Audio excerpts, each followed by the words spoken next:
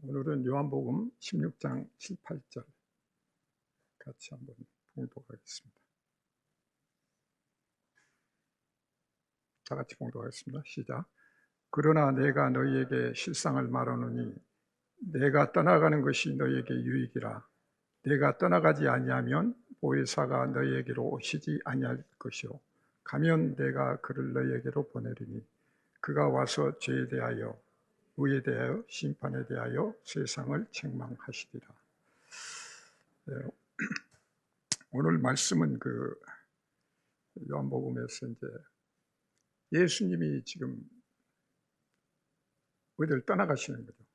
그래서 우리가 그 신앙의 초점을 어디다가 맞추느냐, 이거는 굉장히 중요하죠. 그러니까 구약 시대라면 이제 하나님께 초점을 맞췄다면 신약 시대에 와서는 예수 그리스도께 초점을 맞췄는데, 그리고 지금 예수님이 얘기하시는 것은 보혜사 성령님에 대해서 지금 얘기를 하시거든요. 그래서 우리가 신앙생활을 하는데 보통 어디다 포커스를 맞추고 믿음 생활을 하는가, 이런 것들은 굉장히 중요한 의미를 갖는다고 하겠습니다. 오늘 지금 말씀을 보면 예수님이 지금 떠나가시고 그리고 보혜사를 보내시겠다고 그래요. 그래서 뭔가 지금 예수님과 보혜사 성령님이 바톤 터치를 하는 같은 그런 느낌을 주죠. 그런데 항상 그 성경 전체적으로 보면 그 변환점이 있어요. 터닝 포인트랄까, 변곡점이랄까, 뭐 이런 게 꼭 있는데 그 과정에서 항상 중요한 메시지들이 나오죠. 그러니까 우선 그 에덴 동산에서 선악과를 따먹을 때라든지, 또 아브라함을 불러내실 때라든지, 아니면 모세가 홍해를 가르고 이렇게 이스라엘 민족을 리드해가는 그런 과정마다 그 결정적인 어떤 메시지가 거기 담긴 거죠. 왜냐하면 모든 일들이 그냥 아무 생각 없이 일어나는 일들이 아니기 때문에 거기에는 하나님의 섭리가 들어있고 하나님께서 뭔가를 지금 주시려고 하는 뜻이 거기에 이제 담겨 있을 수 있다 이거죠. 그래서 오늘 또 보면 요한복음 15장, 16장이 보혜사 성령님의 얘기로 진행이 되거든요. 근데 특히 이제 오늘 16장에 보면은 성령님이 이제 하나님의 사자냐 아니면 그 예수 그리스도의 사자냐, 이제 이 문제를 가지고 이 동서 교회가 분리되는 그런 계기가 됐어요. 그러니까 성경을 읽다 보니까 아니야, 이거는 하나님이 보내신다고 그랬으니까 하나님의 사자야. 또 예수님이 또 보내신다고 그랬으니까 이걸 또 예수님이 보내신 거야. 그래가지고 서로 그게 이제 주장을 하다가 그게 이제 동서 교회로 분열되는 그런 계기가 됐죠. 그러니까 굉장히 중요한 의미가 있다, 이렇게 볼 수가 있는 거죠. 그래서 요한복음 16장을 보면은 지금 7절, 8절, 그래가지고 15절까지 보면 보혜사를 보내시겠다고 하시고, 16절부터 22절까지는 부활 후에 그들을 다시 찾으시리라, 이렇게 얘기하시고, 그리고 그 중간에 기도 응답이 있고, 그리고 나서 28절부터 32절까지는 지금 단지 아버지께로 돌아갈 뿐이다, 그러면서 이제 평안을 얘기하시는 걸로 이렇게 돼 있거든요. 그래서 우선 그 보혜사라고 하는 이 뜻을 여러분들이 이제 성경에서 자주 읽기는 하는데, 한자적으로 보면 이게 굉장히 좀 의미가 잘 표현이 됐다고 생각이 됩니다. 이 보혜사가 지킬 보자거든요. 그 다음에 은혜해, 그 다음에 스승사자죠. 그러니까 뭐냐면 은혜를 보호해주는 스승이다, 이제 이런 개념으로 된데, 한자 표현이 이제 상당히 압축적으로 잘 되어 있는데, 여기서 보면 보존한다, 보호한다는 의미로 보면 어떻게 됩니까? 그 은혜를 전에부터 시작이 되어 있는데 지금도 그 은혜를 보존하고 계시고, 또 앞으로도 그 은혜를 보호하고 보존하고 우리한테 주실 거다는 그 메시지가 같이 들어있는 거죠. 그러니까 그 태초에 그 천지를 창조하실 때 그 의미가 지금도 있고 미래도 있겠다, 이제 이런 의미로 해서 보혜사 성령님의 의미를 여러분들이 이해를 하고 이것이 계속될 문제다, 이렇게 보면. 그래서 오늘 그 요한복음 14장 16절에 보면 내가 아버지께 구하겠으니 그가 또 다른 보혜사를 너에게 주사 영원토록 너희와 함께 하리니. 그러니까 이 말씀을 보면 또 다른 보혜사라거든요. 그러니까 예수님이 말씀하시기를 내가 아버지께 구하겠다. 하나님 아버지께 구하는데 그가 하나님이 또 다른 보혜사를 너희에게 준단 말이에요. 그럼 여기서 보면 분명히 하나님 아버지께 구하니까 하나님 아버지께서 보혜사, 그러니까 보혜사가 지금 몇이 있다는 얘기죠. 또 다른 보혜사니까. 그러니까 예수님도 보혜사고 하나님도 보혜사시고 그리고 또 다른 어떤 보혜사 성령님을 보내신다. 이제 이런 개념으로 우리가 받을 수가 있다. 그래서 거기에 보면은 영원토록 너희와 함께 있으리니, 그러니까 영원히 이 보혜사는 같이 계신다. 그러니까 영원히 우리에게 은혜를 베푸시는 그 하나님이 시작과 끝을 같이 하신다. 이 의미가 거기에 같이 들어있는 거죠. 그래서 여기에 보면은 다른 보혜사라고 보면은 하나가 아닌 둘, 셋, 이제 이렇게 우리가 추론할 수가 있다. 그래서 여기서 이제 삼위일체 하나님의 개념을 우리가 알 수가 있죠.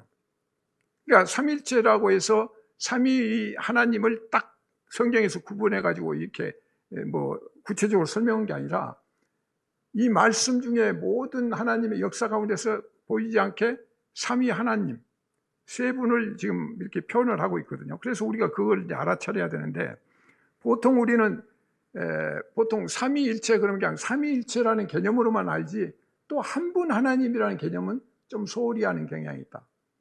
그러니까 결국은 삼위일체라는 것은 한 분 하나님이잖아요. 그러니까 이 한 분 하나님이 지금 우리한테, 인간한테 뭔가를 지금 메시지를 전하기 위해서 그 형상을 조금 다르게, 표현을 다르게 해서 지금 역사하시는 거죠. 그러니까 그렇게 보면 우리가 한 분이라고 하는 그 포커스를 너무 소홀히 하면 안 된다. 그래서 이렇게 보면 이제 이게 보혜사가 시작과 끝과 이렇게 된다면 하나님의 그 영역은 뭐예요? 시작과 끝과 모든 것이 하나님의 그 묵상과 계획과 작정하에서 모든 것들이 진행이 되죠.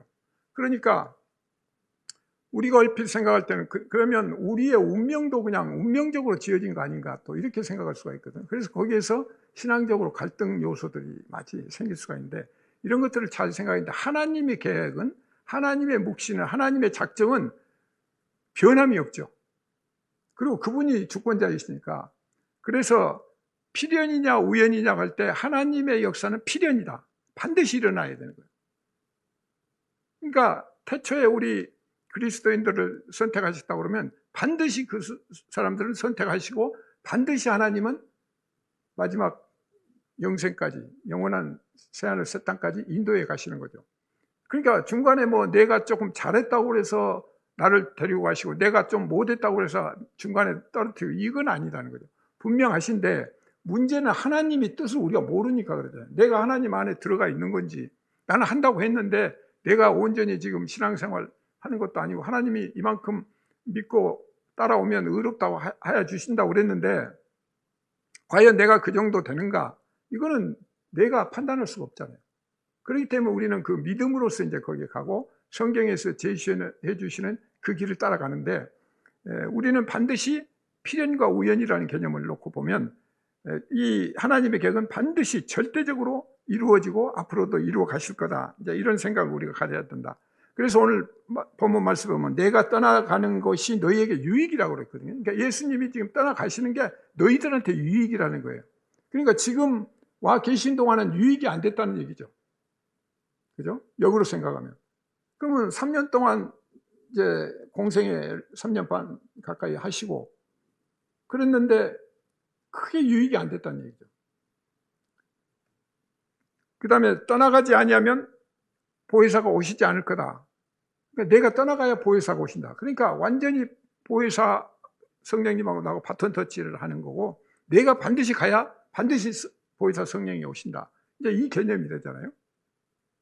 그래서 보혜사 성령님이 오신다고 하는 것은 이것은 이미 태초에 작정이 되고 계획이 된 거다. 그러니까 여기서는 무슨 변경할 수가 없죠. 포기할 수도 없는 거고.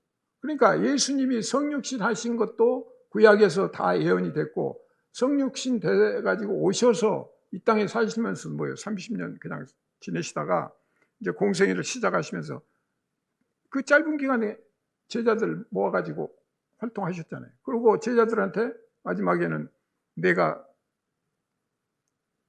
고난받고 죽을 거야. 3일 만에 살아날 거야. 그렇게 얘기를 몇 번 하셨잖아요. 그런데도 그거를 제자들이 무슨 뜻인지도 못 알아먹었잖아요. 그러니까 반드시 예수님은 죽으러 오신 거죠.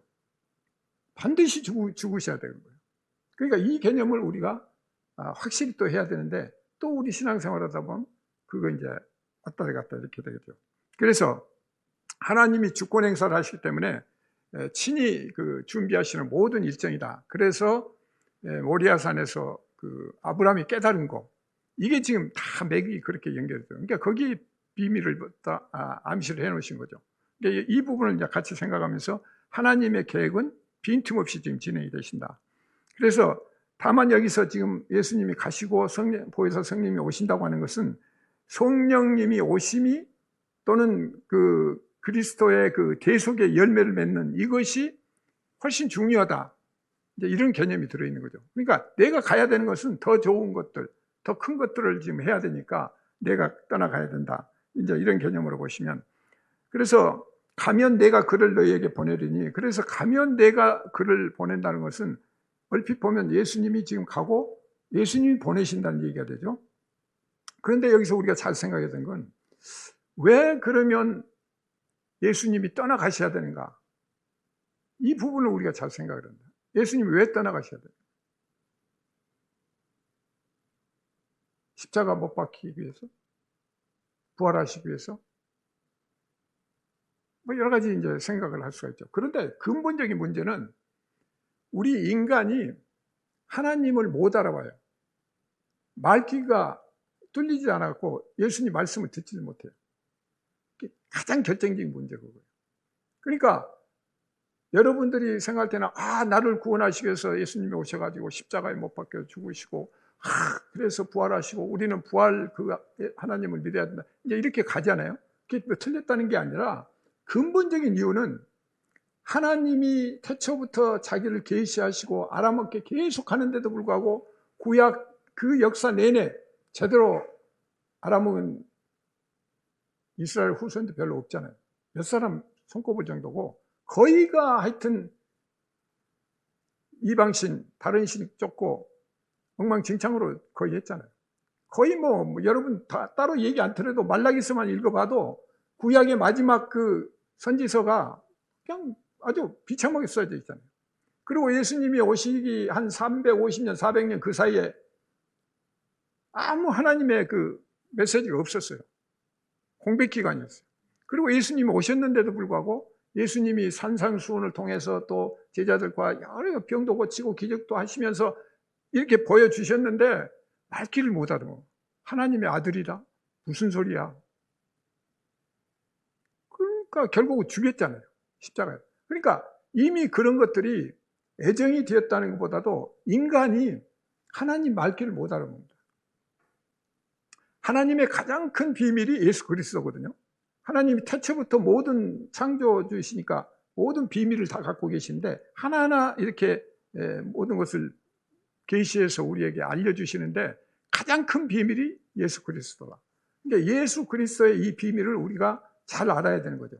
그래서 이걸 깨달아야 제대로 신앙생활을 하는 거고 그것도 모르고 저것도 모르면 그 온전한 신앙생활이 아니다. 그래서 우리가 계속 하나님을 못 알아보기 때문에 그럼으로써 예수님이 십자가에 죽으심으로써 하나님이 죽으심으로써 그걸 통해서 인간에게 자기 증거를 하신 거예요.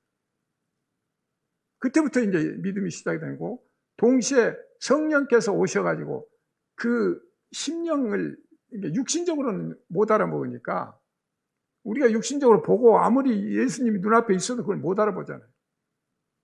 그리고 인간적인 그걸로 보고 그리고 뭐 손가락질 하면서 결국은 십자가에 못 박는 그런 결과까지 갔거든요. 그러니까 중요한 것은 우리가 이제 심령으로 하나님께서 우리 안에 이 신비를 써야지 돌로 돌판 써서 십계명 줘봐야 안 되니까 그걸 이미 하나님이 그걸 예비하시고 이제 하는 거예요. 그래서 이 비밀을 계시해 주는데 우리가 이해를 못한다. 그렇기 때문에 이게 이런 문제가 생겼다. 그것은 원인은 뭐냐? 결국은 인간의 탐욕이다. 그래서 이 탐욕의 문제가 항상 하나님과의 걸림돌이에요. 그 탐욕이라는 것은 그 이제 에피튜미아, 그 두 마음이라고 이렇게 풀어서 쓰는데, 그러니까 우리가 항상 두 마음을 갖는다는 거죠. 그게 선악과를 따먹은 거고. 그러니까 그것이 근본적으로 우리가 있어요. 그런 마음이. 갈망이 있어요. 근데 그 갈망이 나쁘다는 게 아니라 그 갈망이 계속 열정을 갖다 보니까 자기 중심으로 가는 거예요. 그래갖고 율법적인 제사를 그렇게 지내는 거예요. 그래서 내가 열심히 하고 내가 뭐 하니까 내 중심이 돼가지고 하나님을 대상으로 놓고 보게 된 거죠. 저리 멀리 계시는 하나님을 내가 여기서 열심히 기도하고 열심히 양 잡고 피 흘리고 그렇게 해서 그러면 하나님이 기뻐하실 거야 하는 그런 식으로 간다는 거죠. 그러니까 이 대상화하는 개념을 우리가 잘 봐야 된다. 그래서 이 탐욕이라는 문제를 우리가 항상 주의 깊게 봐야 한다. 그러니까 이 마음을 어떻게 쓰느냐는 거죠. 두 마음인데 이 마음을 어떻게 왼쪽이냐 오른쪽이냐. 인간이 탐욕을 부리면 결국은 그것은 내 중심이 되고 내 이익이 되고 이제 이렇게 가니까 이 부분을 이제 잘 알아야 된다. 그래서 예수님께서 오신 그 크게 세 가지 관점을 말씀드린다면 예수님이 오신 거는 결국은 뭐예요? 여러분 잘 보시면 예수님이 오신 거는 하나님을 증거로 오신 거예요. 우리는 생각할 때 예수님이 우리를 구원하러 오셨다고 먼저 생각하잖아요. 구원하러 오신 것도 맞아요. 근데 그거가 틀렸다는 게 아니라 그 순서적으로 우리가 먼저 알아야 될 게 있다는 거예요. 먼저 마음속에 새겨야 될 게. 나를 구원하셔. 죄인 나를 구원하셨어. 그래갖고 자꾸 그렇게 하면 내 중심이 또 돼버리잖아요. 근데 죄인인데, 그럼 내가 회개도 안 했는데, 내가 죄를 깨닫지도 않았는데, 막 나 구원받아서 오고 다니면 이게 엉터리 신앙이잖아요. 그러니까 먼저 우리가 생각하고 고민해야 할 게 뭔가, 이제 항상 이게 중요하다. 그래서 하나님 중심, 이거 중요한데, 예수님이 오신 것도 잘 보시면 하나님을 증거하러 오셨어요. 성경 그 신약 성경 전체를 보면 전부 하나님 아버지를 증거하는 거예요. 그래서 계속 얘기하신 게 아버지 말씀대로 했고 나는 아무 생각도 없고 아버님이 주시는 말씀 전하고 아버님이 하라니까 하고 전부 지금 주장이 그렇게 돼 있잖아요. 그 하나고 그 다음에 동시에 하나님은 중간에 두 번, 세 번 하늘에서 세례 받을 때하고 변화산 이때 이제 하늘에서 이런 내 사랑하는 아들이라고 이렇게 증거를 해 주시잖아요. 그래서 하나님이 이제 그렇게 증거를 해 주시는데 예수님은 지금 뭐냐면 하나님을 증거했어요. 일생 거의. 그 다음에 두 번째 뭐냐? 첫 번째도 마찬가지죠. 내가 하나님 아들이야 하는 것도 하나님을 증거하려고 그러고 하나님을 지금 계속 이해시키려고 그러는 건데 그게 안 됐죠. 근데 지금은 뭐예요? 보혜사 성령에 대해서 지금 증거를 하는 거죠. 오늘 말씀이 전부 그거거든요. 그러니까 자신이 하나님의 아들이라는 것도 증거를 물론 했지만 어떻든 성령을 지금 이제 증거하시는 그런 결과는 결국은 믿으라는 거죠. 너희들 믿게 하기 위해서 지금 증거하는 거잖아요. 이 증거라는 건 그거잖아요.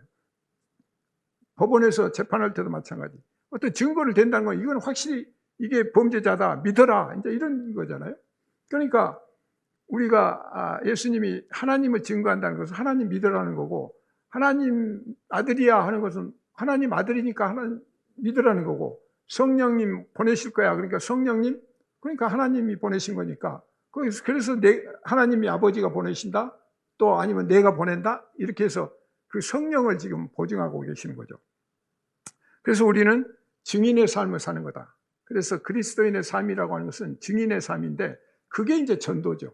그래서 내가 지금 하나님을 믿는데 믿고 보니까 정말 하나님 살아계시고 역사하시고 성경을 통해서 또 기도를 통해서 뭐 여러 가지 느끼고 깨닫고 하는 것들이 있잖아요. 그걸 통해서 그것을 전하는 거예요. 그 진리를 전하는 거 그게 사랑이고 그게 신앙생활이에요. 기본 포인트가. 그러니까 그걸 먼저 우리가 잘 유념해 둬야 된다. 그런데 예수님께서 내가 떠나가는 것이라고 얘기를 하거든. 내가 떠나가는 것이 너희들한테 유익한다. 근데 이게 이제 역설적이란 말이에요. 내가 떠나가는데 유익이란 말이에요. 그러니까 내가 있을 때는 별로 유익이 안 됐는데 떠나가야 더 큰 유익이 있다. 이제 이런 얘기잖아요. 약간 역설적으로 들리는데 근데 여기에는 이제 뭐예요? 뭐가 전제됩니까?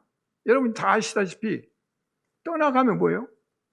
십자가를 지금 얘기한 거잖아요. 그러니까 떠나가시는데 그냥 뭐 빠이빠이 하고 뭐 비행기 타고 어디 가시는 게 아니라 십자가를 지러 가시는 거예요. 십자가의 고난을 선수 감당하시고 그걸 통해서 뭔가 다른 걸 지금 증명하시는 거잖아요. 그 부분을 우리가 알아야 된다. 그래서 이 반드시 죽음을 전제하고 있다는 거.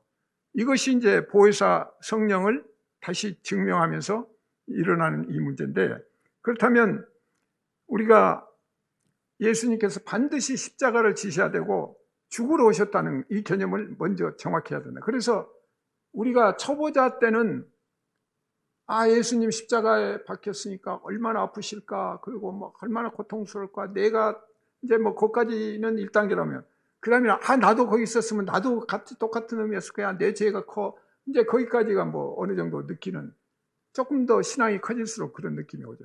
그런데 반드시 죽으러 오셨다고 한 개념과 우리가 결국은 죽일 수밖에 없는, 하나님을 죽일 수밖에 없는 그런 존재다. 그렇다고 해서 하나님이 죽으시는 거예요?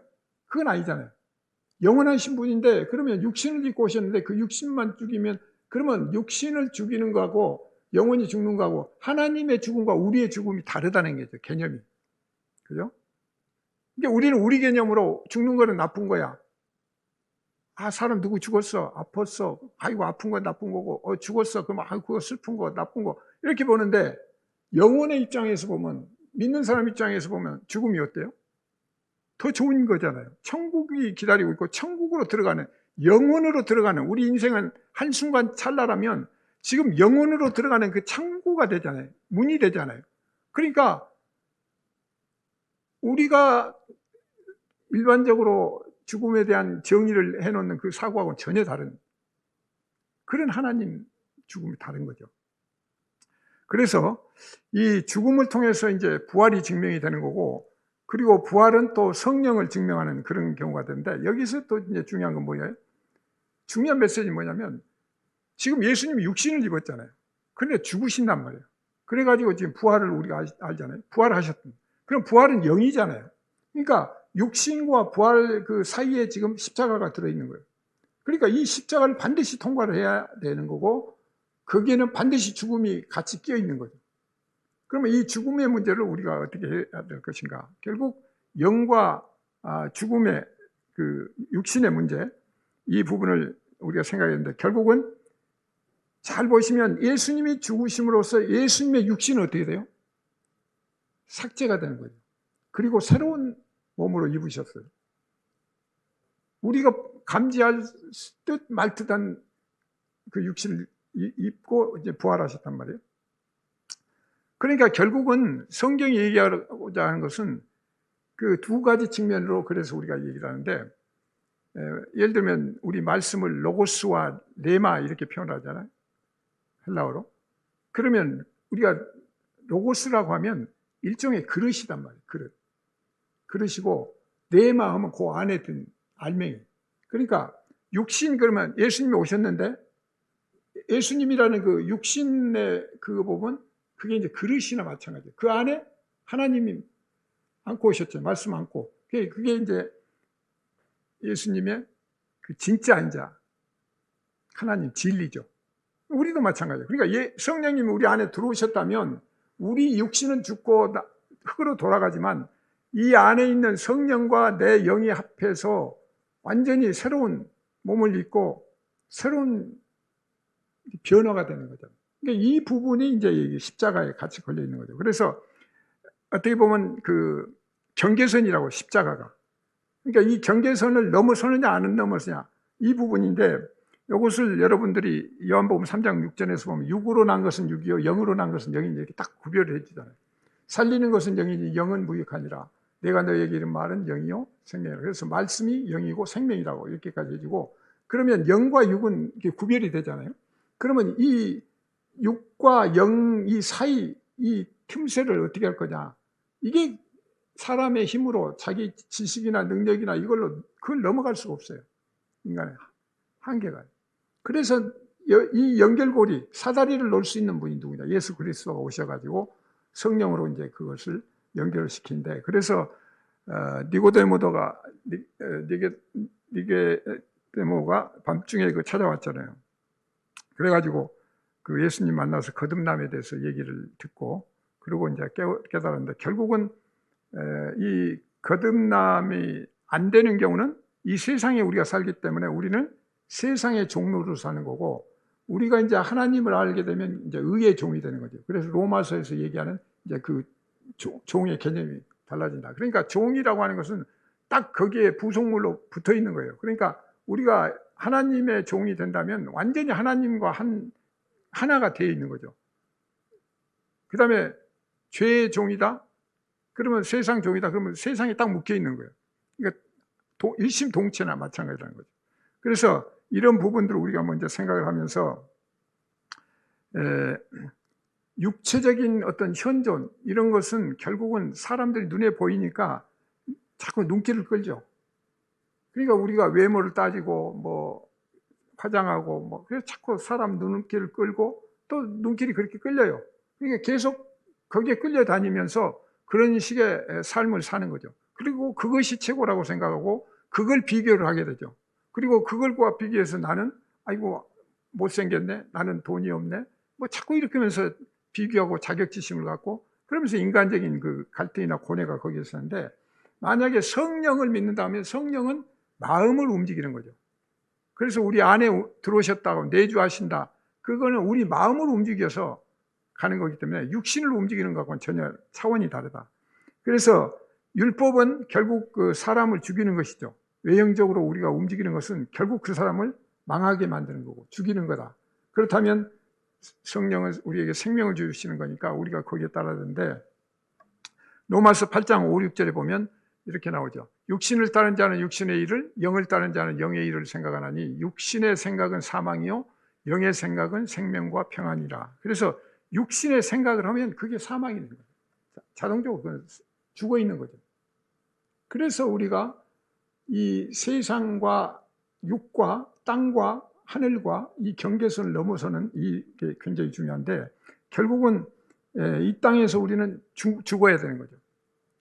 그리스도 안에서 죽어야, 그 다음에 그리스도가 이미 십자가 지심으로써 부활하셨으니까 그렇게 해서 이제 같이 부활이 되는 거죠. 그래서 정가의 분인데, 여기서 이제 우리가 여기까지 내려가려면 자기 부인, 그것이 이제 나는 티끌 먼지 같은 존재구나까지 깨달아지는 거죠. 근본적으로 내려갔더니 나는 원래 흙으로 만들었다는 그 말씀이 맞네요 하고까지 우리가 생각이 가고, 그러니까 상대적으로 하나님 절대 위대하신 분이고 정말 전지전능하신 분이라는 그 인식이 딱 될 때, 그때 이제 그게 합치점이 일어나고 거기서 우리가 다시 사는 거예요. 거기서 영적으로 우리가 새롭게 살아나는 거죠. 그래서 이 개념이 굉장히 중요한데, 문제는 여기 우리가 자꾸 착각을 일으킬 수 있는 부분이 뭐냐면, 십자가 구원의 의미를, 그러니까 아까 잠깐 말씀대로 그냥 나를 위해서 죽으셨네, 그리고 나를 위해서 와서 좀 죽어주세요 막 하는 식의 막 그런 개념으로 봐버리면 안 된다. 그것도 물론 맞는데, 우리가 먼저 생각하는 거는 그 나라와 그 의를 구하라 했잖아요. 하나님 주권을 먼저 생각해야 하는데 내 중심으로 생각하면 자꾸 그건 안 된다는 거죠. 근데 우리는 자동적으로 자기 중심으로 가게 돼 있어요. 그러니까 이 부분을 우리가 깨닫고, 이건 아닌데, 이거 이렇게 해서 바르게 이렇게 가야 되는데, 중요한 것은 예수님이 온 세상 죄를 짓고 지금 죽으셨잖아요. 그리고 그것을 우리의 모든 죄를 지금 짊어지고 죽으셨다. 예수님이 이 땅에 육신을 입으면 육신을 입는 순간 그건 죄예요. 네, 우리 이 세상은 다 육신, 또 전부 이 세상이 죄 가운데 있으니까 그 하나님이 육신을 입는 순간 이미 죄 소굴로 들어온 거나 마찬가지죠. 그래서 이 세상의 모든 율법과 죄 이런 것들 다 짊어지시고 이제 십자가에 죽으셨단 말이에요. 그런데 결국은 그 죽어야 될 게 우리잖아요. 우리가 죄인들이니까 뭐 우리끼리 그냥 뭐 너는 조금 나아, 너는 좀 더 착해, 훌륭해, 뭐 이런 거는 우리 기준이지 그게 하나님 기준은 아니잖아요. 그리고 그 안에는 전부 그 도둑 같은 그런 생각, 그런 것들이 있잖아요. 그러니까 이런 부분을 오늘날 우리 사회에서도 한번 보시면 그냥 비까비까하고, 엊그제도 뭐 저 텔레비전 나온 거 보면 뭐예요? 탈세해갖고 뭐 수백억을 모아놓고 집에다가 쌓아놓고 이사 주소 옮겨가면서 그러면서 자기는 호화 생활하고, 그러면 세상 윤리 도덕적으로 봐도 그건 옳은 일이 아니죠. 근데 그러고 그 사람을 다른 사람들이 볼 때는 부러워했을 거 아니냐 이거예요. 야, 저 사람 좋은 차 타고 좋은 집에 타고 항상 뭐 명품 백 들고 뭐 어쩌고 뭐 이렇게 생각했을 거 아니에요. 부러워했을 거라고요. 나도 저렇게 좀 됐으면 하고 흠모했을 거라고요. 근데 그 속은 어때요? 완전히 썩었잖아요. 세상적으로 봐서. 근데 이제 하나님 앞에, 하나님 기준으로 볼 때는 뭐예요? 하나님 윤리 도덕보다는 하나님을 아느냐 모르냐는 거예요. 그게 기준이에요. 예수 그리스도가 기준이에요. 그러니까 예수 그리스도를 믿느냐 안 믿느냐, 이제 여기에서 판가름 나는 거죠. 그런데 중요한 것은 우리가 죽어야 되는데 예수 그리스도를 죽이고 죽어야 할 우리를 살렸다는 거죠. 그 점을 우리가 밑에까지 내려가서 다시 생각하면, 야, 내가 마땅히 저기 지금 십자가 위에서 내가 죽어야 될 자리인데 나를 살리셨구나 하는, 그게 이제 감동이 오고 거기에서 우리가 새로운 믿음이 시작될 수가 있다. 그래서 결국은 그걸 깨닫는 거.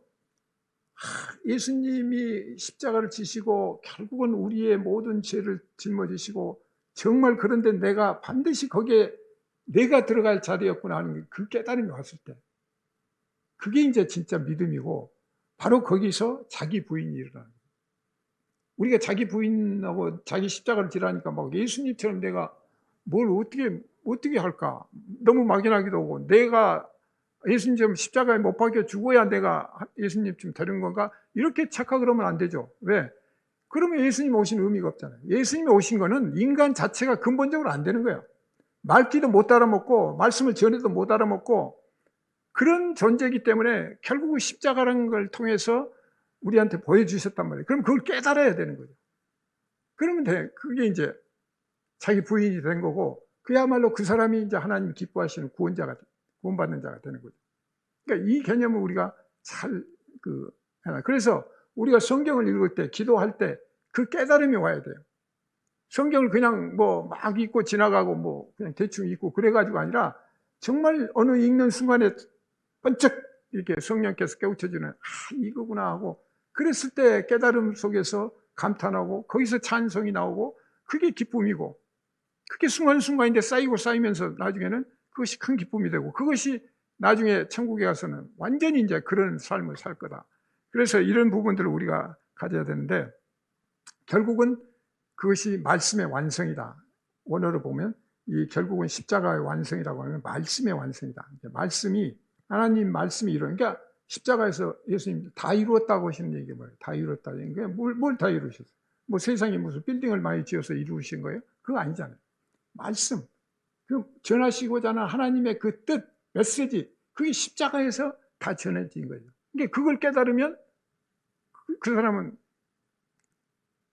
예수님도 하나님도 알고 그 사람이 진짜 이제 구원을 받은 사람이죠. 근데 대충 알고 뭐 그럴 거야 하는 것 같고가 아니라, 그래서 여기서 중요한 것은 예수님을 그냥 우리가 대상으로 보면 안 된다. 하나님을 대상으로 보면 구약시대처럼, 그러면 나하고는 떨어져 있는 사람이잖아요. 동떨어지잖아요. 너는 너고 나는 나잖아요. 그런데 내가 너 이렇게 해줄게. 그리고 너 나 좀 이쁘게 봐줘. 뭐 이런 식이 돼버리면 안 되잖아요. 그러니까 이런 개념에 우리가 빠지기가 쉽다는 거예요. 그래서 오늘 말씀이 이제 그런 맥락에서 여러분들이 조금 더 보시면 되겠다. 그래서 우리는 은혜와 나는 아무것도 아니다라는 nothing, 제로, 빈, 공, 뭐 이런 개념으로 이제 해서 그 깨달음이 오면은 우리가 이제 그때부터 감사가 나오고, 그 다음에 우리의 죄도 삭제가 되는 거예요. 용서가 된 거예요. 하나님이 기뻐하시니까 그걸 인정하시고, 그래서 의롭다고 인정해 주시고, 그러니까 그 부분에서 우리가 잘 좀 묵상을 하고 이렇게 해야 되는데, 그렇다면 오늘 말씀을 통해서 보면 성령님은 어떻게 돼요? 반드시 오셔야 되는 거죠. 성령이 안 오시면 안 되잖아요. 그러니까 예수님이 반드시 오셔서 성육신 하셔야 되는 것처럼 예수님이 반드시 죽으시고 십자가에서 부활하셔야 되는 거죠. 그래야 부활이 이루어지는 거지, 죽지 않으시고 부활이 이루어질 수가 없대요. 예수님이 안 오시고는 부활이 있을 수가 없죠. 그럼 우리한테 보여줄 수가 없어요. 아무리 뭐 누가 천국 얘기한다고 해도 그거 알아먹을 수가 없죠. 예수님이 직접 오셔서 직접 못 박혀 죽으시고 고통 감내하시고, 그래서 40일 동안 부활하셔서 세상에 다니시면서 보여주시고 그것까지 증거를 해주시고, 그 다음에 천국에 올라가셨잖아요. 올라가실 때는 뭐예요? 두 천사가 그러죠. 너희들 제자들한테 너희들 못 보고 있어. 앞으로 올라가신 그대로 내려오실 거야 그랬단 말이에요. 지금 보는 대로 그대로 내려오실 거야. 그 얘기는 뭐예요? 우리 육신대로 이렇게 내려오는 게 아니라는 거죠. 근데 우리는 재림하신다고 하면 예수님이 또 옛날에 그 2000년 전에 오셨던 그런 모습으로, 또 아니면 우리 인간적인 모습으로 오실까? 이렇게 생각하기가 쉽잖아요. 그러면 우리가 지금 넌센스입니다. 왜? 너희들 보는 그대로 오실 거야 그랬으니까 지금 영적으로 영의 어떤 모습으로 지금 올라가신 거잖아요. 그러니까 그 모습 그대로 오신다는 거는 우리가 염두에 두고 봐야 되는데, 그 성령의 문제, 지금 오늘 중요한 포인트가 이제 성령님의, 보혜사 성령님의 문제를 우리가 어떻게 볼 거냐인데, 여기에서 이제 그 베드로, 제자 베드로가 한번 했던 걸 한번 잠깐 여러분들이 아마 다 아시는 얘기인데, 마태복음 8장 31절에 보면 인자가 많은 고난을 받고 장로들과 대제사장들과 서기관들에게 버림받아 죽임을 당하고 사흘 만에 살아나야 할 것을 비로소 그들에게 가르치시되, 그런데 마태복음 16장 22절 23절에 이렇게 쭉 보면은요, 그 베드로가 그 세 번 부인했잖아요. 근데 이게 한번 보세요. 주여 그리 마옵소서, 이 일이 이제 결코 죽게 미치지 아니라. 그러니까 예수님이 그 이렇게 3일 만에 살아나실 거니까 이렇게 부인을 했거든요. 그러면서 내가 뭐 해보겠다고. 그래서 결코 죽게 미치지 아니하리라. 그리고 또 예수님이 사단아 뒤로 물러가라 이제 이렇게 하시면서 하나님의 일을 생각하지 않고 사람의 일을 생각한다 이렇게 지적을 하셨는데, 근데 결국은 그 말씀 뒤에 뭐예요? 또 보면 마태복음 26장 33절 모두 주를 버릴지라도 나는 결코 버리지 않겠나이다. 그리고 내가 주와 함께 죽을지언정 주를 부인하지 않겠나이다 이렇게 했거든요. 그러니까 이걸 보면 굉장히 의리가 있잖아요. 멋지잖아요. 저런 훌륭한 제자가 있다 이렇게 볼 수가 있잖아요. 그렇잖아요. 무슨 얘기입니까? 절대 그런 일, 죽으시고 3일 만에 무슨 말씀입니까? 제가 목숨을 걸고 지키겠습니다. 잘 보면 멋져 보이는데 뭐예요? 내 중심이 됐잖아요. 내가 지금 하나님이 인간을 구원하러 오셔가지고 인간의 모든 문제를 지금 해결하러 오셨는데 그분한테 대고 무슨 얘기입니까? 내가 다 지켜드리고, 이게 인간 중심이에요. 자기도 모르게. 근데 우리는 그 모습을 보고 멋진 제자, 나도 베드로 같은 사람이 돼야지 이렇게 돼버리면 지금 빗나가는 거예요. 그렇게 의리의 사나이가 이렇게 얘기하는 것은 세상적이고 인본주의적이고 자기중심적인데, 우리의 신앙도 여기서 잘 봐야 된다. 2000년 전에 예수가 육신을 입고 오셨는 그게 우리가 초점을 맞추고 있는가? 보통 뭐 사진이나 또 뭐 이미지, 천주교 십자가에다가 매달리신 그런 영상만 보고 그렇게 기도하고 그 예수님을 붙들고 있으면 그러면 이건 아니오시다. 우리 신앙이 어린애 수준도 아니고 그 고비를 못 넘어가는 거예요. 잘 보셔야 돼요. 십자가 안에 갇혀가지고 우리는 지금 예수님이 지금 오늘 말씀을 쭉 뒤에 나오지만 어떤 의미예요? 지금 십자가 고난 그 이유를 지금 얘기하시는 거잖아요. 그러니까 십자가 지시는 것까지도 다 예언이 되고 죽으시러 오신 거란 말이에요. 근데 거기에는 메시지가 있단 말이에요. 뭘 지금 얘기하시려는가? 그게 중요하잖아요. 그걸 넘어서는 거기에 우리가 이제 가야 되는데, 그게 못 미친다면 그것이 아주 잘못된 거다. 그래서 어떤 그 예수님을 대상화 시켜놓고 보면 지금 안 된다. 우리가 지금 2000년 전에 어떤 그런 외형적인 모습, 또 사진, 이미지, 뭐 그런 식으로 기준을 놓고 그 얼마나 아프셨을까, 십자가 뭐 영화 보고 막 거기서 오면 그 십자가 보혜사 넘어가는 부활 이후로 넘어가는 그 부분은 지금 놓치고 있잖아요. 여기에 매여 있는 거잖아요. 그러면 신앙이 그게 온전한 게 아니죠. 그래서 이 십자가의 의미가 내 것이 돼야 된다. 아까 말씀드린 대로 예수님의 모든 그런 그 성육신과 또 십자가에서 죽으시고 그리고 부활하신 그런 부분들이 전부 내 안에 내게 돼야 되는 거예요. 그래야지 어떤 예수님의 어떤 대상을 놓고 보면 그거는 내게 안 된 거죠. 그러니까 그걸 흠모하고 그게 되려고 내가 달성을 나가니까 내 노력이 들어가는 거죠. 그러면 그건 아니다. 이미 구원하시기를 오셨고 믿기만 하면 거기에 다 모든 게 포함이 된다는데 그건 믿지도 않는 거죠. 그러면 그런 개념을 우선 잘 보시고, 자, 요한복음 14장 36절 37절 보면 주여 어디로 가시나이까? 근데 여기서도 보면 주를 위하여 내 목숨을 버리겠나이다. 목숨까지 버리겠대요. 그러니까 여기서도 예수님, 내가 나를 위하여 내 목숨을 버리겠느냐? 아니, 내가 지금 네 구원하기 위해서 목숨 바치러 왔는데 네가 나를 위해서 목숨을 바쳐? 이 말이 안 되냐. 그러고는 바로 너 3번 나를 부인할 거야. 말도 안 되는 소리야. 너 지금 뭔가 착각을 하고 있어. 아직도 내 뜻을 못 깨달았어. 이 부분을 우리가 잘 알아야 돼. 그런데 바로 여기에서 이제 우리가 하나님의 그 통치, 하나님의 그 섭리, 원리 이런 것들을 이해해야 한다. 그러니까 베드로가 아직까지도 이해를 못한 거예요. 하나님의 통치는 뭐예요? 하나님이 주권자잖아요. 모든 시작과 끝이 하나님에 의해서 움직이는 거예요. 최고 우주 만물을 창조하신 분이니까. 그리고 그분이 어떻게 돼요? 그런 원칙이니까 예수님이 뭐예요? 이 땅에 오신 거는 섬김을 받으러 온 게 아니라 내가 섬기러 왔다고 그랬어요. 그게 하나님의 원리예요. 그러니까 이것도 잘 보세요. 하나님이 우리를 섬기고 있는 거예요. 말씀으로 1차적으로 섬기는 거죠. 말씀을 우리한테 주시고 우리를 하여금 말씀을 깨닫게 하시고 말씀으로 지금 섬기고 계시는 거고, 또 2차적으로 생각해 들어도 이 자연 만물을 다 주셨잖아요.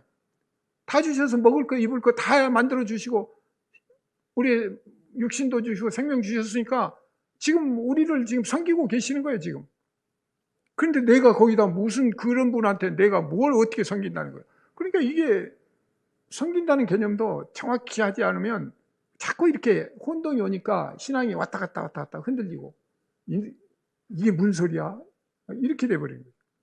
분명한 거는 하나님이 주권자, 우리가 세상적으로 우리가 살기 때문에 세상의 이치는 뭐예요? 대통령이나 왕이 있으면 왕을 우리가 섬기잖아요. 그리고 세금도 바치고 거기다가 뭐 하라고 하고 뭐 하여튼 그 왕을 중심으로 우리가 노동을 팔거나 하여튼 그런 식으로 가잖아요. 근데 하나님 중심은 뭐예요? 처음부터 시작부터 창조부터 모든 게 하나님 섭리에 의해서 다 주어지고 하나님 섭리에서 지금 세상이 돌고 있고, 그 가운데 인간의 그 타락된 이 모습을 깨우쳐 주시기 위해서 직접 오셔가지고 말씀까지 주시고 그렇게 해서 지금 가시는 거잖아요. 그러니까 하나님이 다 섬기고, 그럼 우리가 섬긴다는 게 무슨 뜻이냐? 하나님의 그 사랑과 은혜를 내가 깨달아가지고 내가 그거를 똑같이 누구한테 전하고, 이게 내가 섬기는 거예요. 내가 전도하는 거. 그냥 말로만 예수 믿어가 아니라 정말 하나님한테 내가 은혜를 받았네? 아, 이런 분이네? 그러면 그분을 소개하는 게, 알려주는 게, 전해주는 게 그게 사랑이고 그게 이제 진짜라는 거죠. 그러니까 그 개념을 우리가 이제 잘 잡아야 된다. 그래서 이 마태복음 26장 70, 74 이렇게 보면 어떻든 베드로가 그 부인하는 거 이렇게 보는데, 나는 내가 무슨 말을 하는지 알지 못하겠느라 이제 그 모닥불 피는 데 가서 3번 부인하잖아요. 맹세하고 또 부인하여 이르되 나는 그 사람 알지 않아. 예수를 모른다는 거예요. 그 다음에 그가 저주하며 맹세하여 이르되 나는 그 사람을 알지 못한다. 이게 뭐예요? 저주까지 한 거예요. 예수님을 저주하고 맹세해서 나 그 사람 모른다. 우선 내가 위태하잖아요. 지금 예수님 잡혀가고 모닥불 피는 데 살짝 갔는데 그렇게 예수를 부인했단 말이에요. 그러니까 이거를 한번 우리가 역으로 생각해가지고 이걸 자기한테 한번 대입을 그냥 해보세요. 나는 나를 알지 못한다. 예수를 모르는 것도 모르는 거지만 모르는 건 맞죠. 왜? 제대로 안 게 아니었잖아요. 예수님이 제자로 따라다니겠는데 십자가에 죽어서 3일 만에 부활하셔야 한다는 그 말씀을 못 깨달았잖아요. 그러니까 완전한 제자가 아니에요. 그러니까 모른다고 하면 어떻게 보면 또 맞을 수도 있고, 인간적으로 보면 금방 같이 있다가 와갖고는 모른다고 하니까 이게 나쁜 놈 이렇게 될 수도 있고. 근데 이걸 나한테 대입하면 나 자신을 보면 나를 알 수가 있죠. 나를 저주하고 부인할 수 있잖아요. 그대로 나한테 적용하면 나를 저주하고 맹세하고 부인해서 나를 알지 못한다고. 정말 나는 몰라. 우리 모르잖아요. 나 자신을 몰라요. 내가 어떤 사람이에요. 정의를 못해. 금방 시세에 따라서 움직이기도 하고 금방 화가 났다가 어떤 때는 금방 또 웃기도 했다가 막 하여튼 그러면서 믿는다 했다가 또 금방 돌아서면 또 세상 뭐 하면서 도대체 내가 어떤 사람인지 갈피를 못 잡을 정도가 되는데 우리가 그런 점을 착안하면서 하여튼 그 뒤로도 보면 베드로는 예수님이 마지막 기도하고 뭐 이렇게 가실 때 막 3번 기도하고 그러시고 오시는데 다 졸고 있잖아요. 그래갖고 예수님 뭐라 해요? 야, 너희들 1시간도 나오고 깨어 있을 수 없어? 뭐 이제 이렇게 가요. 그러니까 아직도 그 민감하게 이걸 깨닫지 못하는 거죠. 그런데 우리가 이런 부분들을 좀 잘 생각을 하면서 자, 반드시 그래서 우리는 성령을 받아야 된다. 이것도 필연적이다. 그러니까 우리가 성령을 받지 않으면 결국은 그게 온전한 신학이 안 된 거다. 그래서 요한복음 20장 22절에 보면 예수님이 마지막 그 얘기하신 게 뭐예요? 그들을 향해서 숨을 내쉬며 이르시되 성령을 받으라 그랬거든요. 성령을 받으라. 제자들한테 그랬거든요. 그럼 우리한테도 성령을 받으라 지금 얘기해요. 그럼 성령을 받아야죠. 그럼 성령을 어떻게 받는 겁니까? 어떤 물건 같으면 그냥 딱 받는데 이 부분을 한번 쭉 생각을 해보겠습니다. 여러분들은 그럼 성령을 받으셨습니까? 어떻게 받으셨습니까? 결국은 중요한 것은 물건으로 이렇게 하는 게 아니라 깨닫는 거죠. 성경 전체적으로 깨달음이에요. 말씀을 주시면 어떻게 깨달았느냐가 이게 중요한 거죠. 깨닫지 못하면 아무리 성경 백독을 해도 의미가 없죠. 그러니까 근데 그게 어느 한 부분에서 깨달을 수도 있지만 또 어떤 때는 두 말씀이 연결이 돼야 깨달아질 수도 있고 이제 여러 가지 그 경우가 있는데 어쨌든 그런 관점에서 보시고 20장 29절을 보면 예수께서 이르시되 너는 나를 본 거로 믿느냐? 보지 못하고 믿는 자들은 복되다 이렇게 얘기하시거든요. 그러니까 보지 못하고 믿는 자들은 복되도다. 이 말씀 뭐예요? 이제는 성령 의존적인 신앙이다. 이제 이런 얘기가 됩니다. 보지 못하고 믿는 자들 이제 앞으로는 보지 못할 거예요. 왜? 예수님이 지금 십자가 지시고 이제 부활해서 하나님 우편에 가시니까 볼 수가 없잖아요. 육신으로 볼 수가 없잖아요. 그때는 이제 영으로 봐야 돼요. 성령으로. 그러니까 그러려면 영적 신앙이 시작이 되는 거예요. 그죠? 그렇게 해서 예수님을 알 수가 있는데 그래서 여기서 우리가 이제 하나됨, 연합 이 개념을 이제 우리가 자꾸 예수님이 요한복음 17장에서도 그 마지막 기도하시면서 내가 하나님 안에, 하나님이 내 안에, 너희가 우리 안에, 내가 너희 안에 하면서 계속 이 안에서 하나 되는 얘기를 강조하시는데 이제 이 개념을 여러분들 잘 아시면 결국 성령이 우리 안에 내주하신다.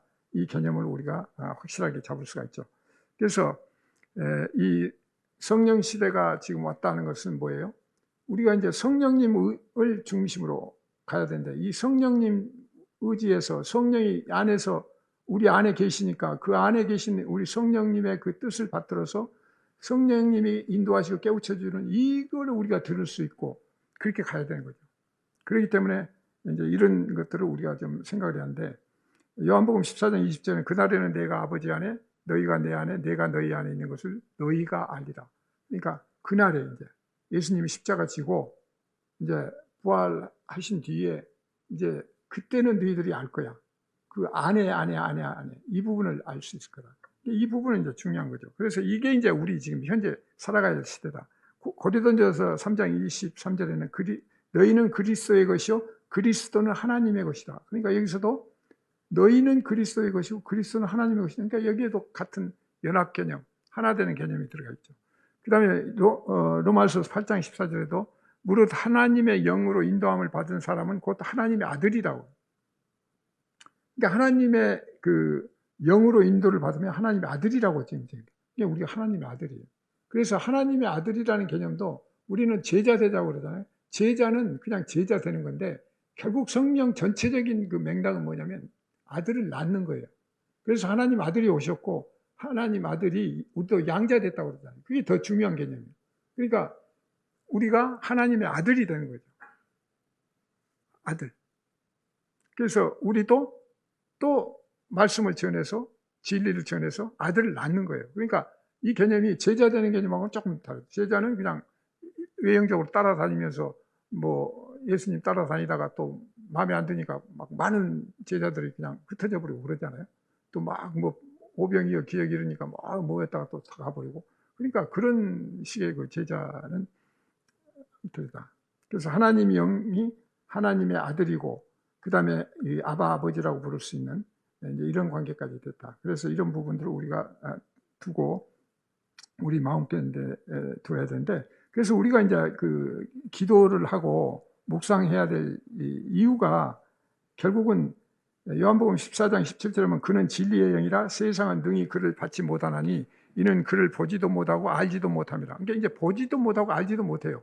세상은 진리의 영이 이제 예수님이 오셨을 때는 그 말씀을 못 알아들어 갖고 있는데 이제는 이제 예수님도 가버리시고 성령이 오셨으니까 이게 이제 육신적으로 알아볼 수가 없는 거죠. 그래서 그런데 이제 너희는 그를 아나니 너희와 함께 거하시며 너희 속에 계시겠다. 우리 속에 계신다는 거예요. 그러니까 이 부분을 우리가 꽉 잡아야 되는데 여러분들 신앙생활하거나 뭐 또 뭐 기도하거나 뭐 이렇게 보면 뭐 그럴 듯 하다가 또 뭐 그냥 밖에다 놓고 뭐 이렇게 하는 그 느낌, 자꾸 지금 그 중심을 못 잡는 그런 것들이 발견이 되는데, 요한복음 14장 26절에서 보혜사 곧 내 아버지께서 내 이름으로 보내신 성령 그가 너희에게 모든 것을 가르치고 내가 너희에게 말한 모든 것을 생각나게 하리라. 그러니까 뭐예요? 모든 것을 지금 가르친다고, 성령님이 가르친다는 거죠. 또 내가 너희에게 말한 것을 어떻게 생각나게 한다는 게 뭐예요? 그러니까 결국 여기서 뭐예요? 우리가 말씀을 읽어야 된다는 얘기죠. 말씀을 읽지 않았는데 어떻게 그 말씀 생각나게 하겠어요? 성령이 안에 계신다면. 우리가 말씀을 읽고 말씀에 어떤 거기에 이제 뭐가 있어야 성령께서 그걸 깨우쳐 주시고 기억나게 하시고 그럴 거 아니겠어요? 이게 이제 그런 부분에서 기도와 말씀이 여기서 이제 필요하고, 또 15장 26절에도 보면은 보혜사 그 성령님이 오시면 나를 증언한다는 거. 예수 그리스도를 증언한다. 여기서 보면 성령이 지금 이제 결국은 예수 그리스도를 증언한다는 거예요. 왜? 예수 그리스도가 하신 말씀을 생각나게 하고 깨우쳐 주시니까 결국은 성령께서 예수 그리스도를 증거하는 거죠. 아까는 뭐였어요? 예수님이 하나님을 증거하고 예수님이 보혜사 성령님을 증거한 경우였다면 이제는 성령께서 증거하는 이런 경우가 지금 됐다. 그래서 결국은 진리의 영이 이제 16장 10절에 보면 진리의 영이 오시면 그가 너희를 모두 진리 가운데 인도하시리라. 그러면서 여기서도 오직 들은 것을 말하고 장래일을 얘기하는, 들으신 성령이 따로 오는 게 아니라 오로지 들은 거, 그리고 장래일, 하나님이 주시는 메시지만 전한다. 이제 이런 개념이죠. 그리고 예수 그리스도가 하신 말씀을, 이제 예수 그리스도가 하신 말씀 뭐예요? 전부 하나님이 주신 말씀만 했다고 그랬잖아요. 그게 삼위일체가 이제 통달이 되는 개념이다. 14절에 보면, 16장 14절에 보면 내 영광을 나타내는다. 그러면서 여기서도 내 것을 가지고 너희에게 알릴 것이다. 예수 그리스도 걸 가지고 너희들한테 알릴 것이다. 다 하나님께 있는 게 다 내 것인데, 근데 그걸 내 걸 가지고 너희들한테 알릴 거다. 그러니까 결국 여기는 뭐예요? 똑같이 삼위일체 개념이 들어가죠. 하나님 거에서 다 내 건데 내 걸 가지고 아마 그 성령이 너를 가르칠 거야. 이렇게까지 이제 얘기를 하셨는데, 요한 1서 2장 27절은 주께서 부음 받은 바 기름 부음이 너희 안에 거하나니 이렇게 하고, 그의 기름 부음, 여기서 기름 부었다는 것은 메시아 의미죠. 그리고 가르친 그대로 이제 있으라 그렇게 되는데, 결국은 여기에서 보면 이제 친히 그 예수 그리스도가 보혜사로 오신다는 거, 요거까지 여러분들이 이제 알아야 돼요. 그러니까 보혜사를 계속 증거하듯이 얘기하셨잖아요. 근데 그 보혜사 성령이 누구예요? 예수 그리스도예요.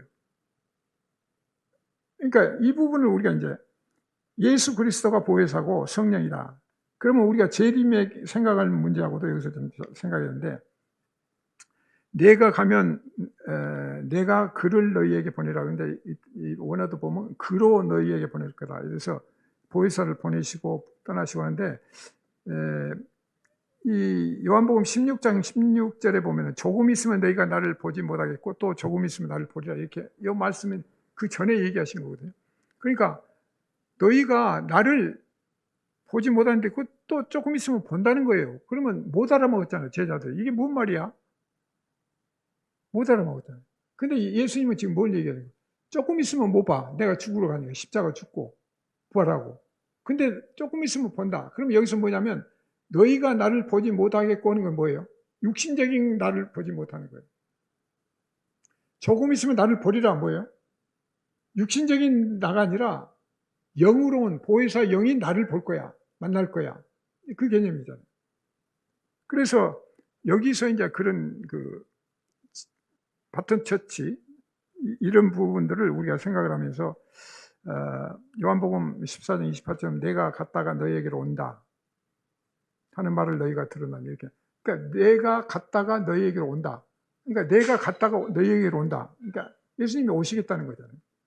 그 다음에 22절에 보면 그 내가 다시 너희를 보리니 그렇잖아요. 그러니까 예수님이 가셨다가 오시겠다는 걸 지금 계속 예언을 하신다.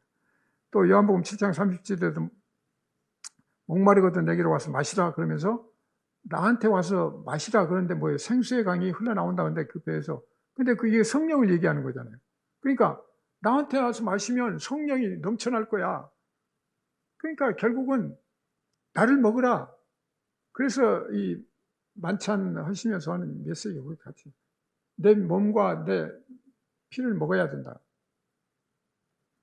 자, 그러면 계시록 20장 12절에는 보면 이 마지막에 이제 그 책들이 펴 있고 다른 책이 펴져 있으니 그 생명책이다 이렇게 표현인데, 여기서도 이제 그 마지막 심판이 있는데 생명책이라는 개념을 다른 책이 있다고 이렇게 여러분이 볼 수도 있지만 결국은 성경이에요.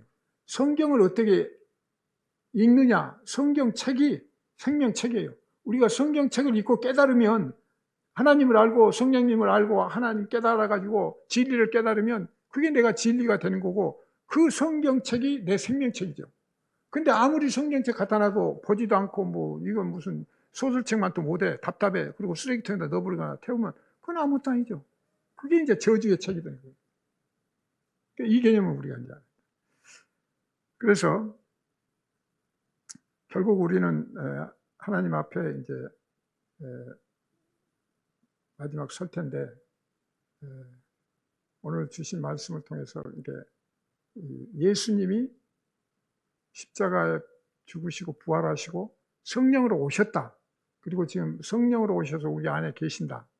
결국은 그게 뭐 보혜사 성령이라는 개념으로 같이 쓸 수도 있고, 하나님이 예수님이고 예수님이 하나님이고 예수님이 성령님이고 성령님이 예수님이니까 삼위일체잖아요. 그러니까 그 개념으로 보면 예수님이 지금 안에 계시고 그 편을 그렇게 둘러서 얘기하신 거예요. 못 알아먹으니까. 그렇게 해서 보혜사가 오실 거야, 뭐 내 걸 얘기할 거야, 뭐 나를 증언할 거야 막 해가지고 결국은 내가 너희들하고 같이 있을 거야 이렇게 얘기하신 거예요. 지금 예수님이 내 안에 계신단 말이에요. 그러면 내 안에 내가 예수의 한 부분이고 내 안에 계신 예수님이라면 우리가 신앙생활이라든지 삶의 어떤 표현이라든지 이게 완료형으로 달라야 돼야죠. 근데 그게 아니고 오늘 또 교회 가야 돼, 가서 예배 드려야 돼, 어떤 대상을 놓고 예수님 죄가 많이 있는데 용서해 주십시오 뭐 이런 식으로 하면 항상 예수님과 나와는 이렇게 거리가 있어, 갭이. 이걸 못 다가가는 거예요. 왜? 이미 지금 열어놓고 있는데 내가 이걸 못 다가가는 거죠. 그래서 항상 이렇게, 그리고 왜 일이 고달프면 왜 이렇게 합니까? 왜 이렇게 합니까? 이런 식이 돼버리는 거죠. 근데 이 부분을 넘어서가지고 딱 가치가 된 하나가 되면 세상 그 어떤 것도 가치관이 확 달라지죠. 보는 거, 느끼는 거 다 다르죠. 세상 아무리 돈 많고 뭐 보더라도 그거 잠깐뿐이고 불나면 다 타져버릴 없을 거고, 내가 저거 줘도 내가 지키지도 못하고 내가 죽을 때 더 갖고 가는 것도 아니고, 나 갈 때는 정말 내 영혼 하나 가는 거죠. 내 영혼 하나 하나님한테 구원받고 가는 거지 내 육신도 가지고 가는 거 아니고 여기 무슨 성경책 갖고 가는 것도 아니고 아무것도 가져갈 거 없어. 그러니까 그런 깨달음 속에서 우리가 신앙생활을 한다면 훨씬 자유하고 진정으로 그것이 구원받는 자의 삶의 태도다 이렇게 볼 수가 있고, 오늘 그 말씀 뒤쪽에 보면 이제 예수님이 이제 성령이 되셔 오셔서 그 죄와 의와 심판에 대해서 얘기한다고 그러셨는데, 그 부분은 이제 다음 시간에 또 다시 보충하겠습니다. 기도하겠습니다.